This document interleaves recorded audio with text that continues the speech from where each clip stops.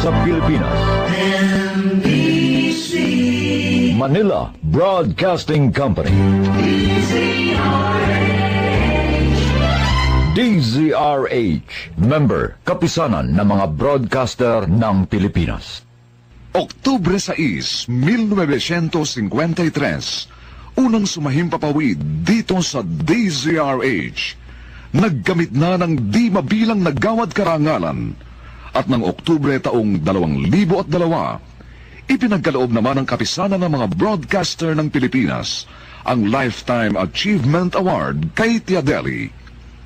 At ngayon, nasa ika-51 taon na ng pagsasahimpapawid, buong karangalan at pagmamalaking inihahandog ng Manila Broadcasting Company ang kasaysayan sa mga liham kay Tiaderi.